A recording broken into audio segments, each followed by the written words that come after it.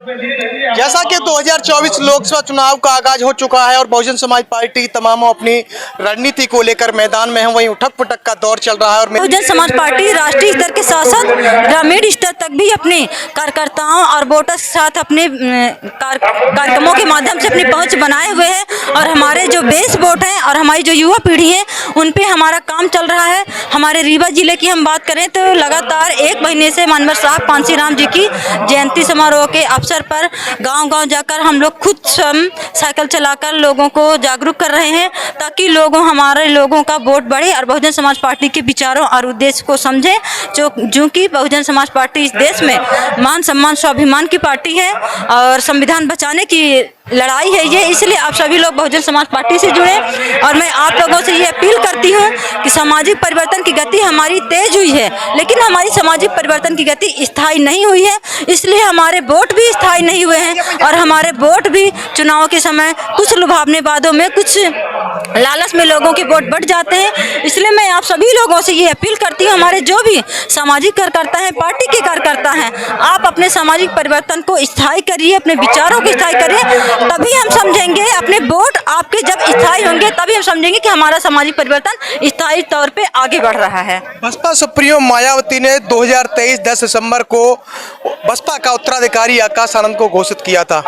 क्या कहेंगे, क्या बसपा को वो मजबूत बनाने में कारगर साबित हो सकते हैं या नहीं? माननीय बहन जी ने जो निर्णय लिया है, माननीय आकाश आनंद जी के लिए उनको उत्तराधिकारी घोषित किया है, उस निर्णय से हमारे बहुजन समाज पार्टी के कार्यकर्ताओं में खुशी भी है, उत्साह भी है कि एक देश में एक यूथ लीडरशिप सामने आई है। और उसमें हमारे बहुजन समाज पार्टी के कार्यकर्ताओं के साथ साथ हमारी जो युवा टीम है वो उनको बहुत सपोर्ट सहयोग करती है। और हम लोग उनके सहयोग के माध्यम से, उनकी लीडरशिप के माध्यम से पूरे देश में फिर से एक नई ताकत, नई ऊर्जा का संचार करेंगे बहुजन समाज पार्टी के साथ। वहीं बसपा के सामने एक भीम आर्मी प्रमुख चंद्रशेखर आजाद सामने है, क्या लग रहा है? हमारे जो आकाश आनंद जी हैं, चंद्रशेखर आजाद जी पे भारी पड़ेंगे, क्योंकि उनकी जो कार्यशैली है वो स्थायी कार्यशैली नहीं समझ में आ रही है। कभी इस पार्टी से, कभी इस पार्टी में, कहीं उनका चलता रहता है। हम लोगों का जो नेतृत्व है, हम माननीय आकाश आनंद जी के साथ हम साथ हैं और हम लोग उनके नेतृत्व में पूरे देश में काम करेंगे।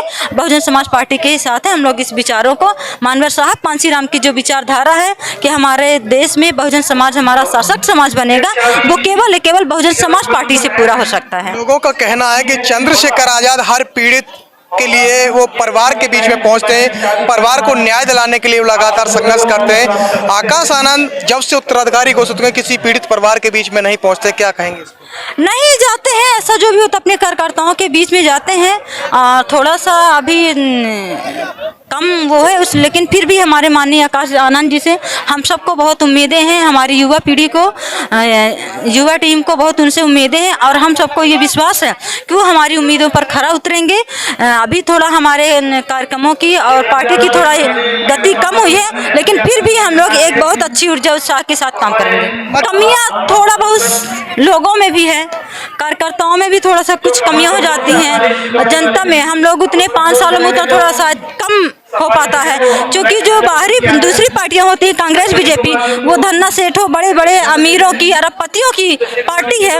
और हमारी जो बहुजन समाज पार्टी अपने कार्यकर्ताओं के चंदे से पार्टी चलती है, इसलिए हम लोग थोड़ा सा उनसे कम स्तर पे चलते हैं। उनकी कई राज्यों में सरकारें हैं तो उसका धन बल, बाहुबल और शासन सत्ता का उसका ताकत का असर रहता है, लेकिन फिर भी बहुजन समाज पार्टी हमारी सामाजिक परिवर्तन की, सत्ता परिवर्तन की पार्टी है। हम धीरे से ही सही, धीरे धीरे ही सही, लेकिन इस गति में हम लोग लगे रहेंगे। चुनाव का परिणाम आता है तो जब पार्टी को गहरी हार का सामना करना पड़ता है तो वो ईवीएम पर ठीकरा फोड़ते हैं। क्या कहेंगे, ईवीएम पर कितना भरोसा है? और ईवीएम अगर गलत है, ईवीएम पर रिजल्ट सही नहीं है, तो ईवीएम का पहले से ही मुद्दा क्यों नहीं उठाया? ईवीएम का मुद्दा इस देश में कई राष्ट्रीय नेताओं द्वारा भी उठाया जा रहा है और ईवीएम के कारण ही बीजेपी जीत रही है। जिस दिन ईवीएम बंद हो जाएगी, बीजेपी अपने आप जमीन पर बैठ जाएगी।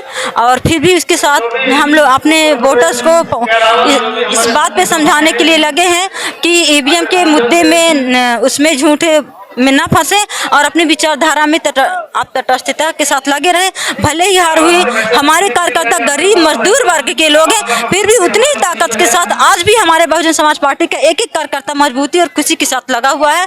ये बहुत बड़ी बात है, जिसके साथ किसी भी तरह की किसी भी शासन सत्ता का कोई सहयोग है नहीं है, फिर भी हमारे कार्यकर्ता जी जान से लगे रहते हैं। ये बहुत बड़ी बात है। यही असली जमीन में काम करने वाले लोग हैं, गरीब मजदूर वर्ग हैं, उनके हक अधिकारों की आवाज की लड़ाई लड़ती है केवल बहुजन समाज पार्टी है।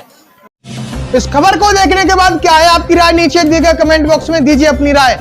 ऐसी तमाम बड़ी खबरों को देखने के लिए जुड़े रहिए हमारे साथ। खबर अच्छी लगे तो लाइक कीजिए और शेयर कीजिए, और हाँ, चैनल को सब्सक्राइब कर घंटे वाली बटन को दबाना ना भूलिए।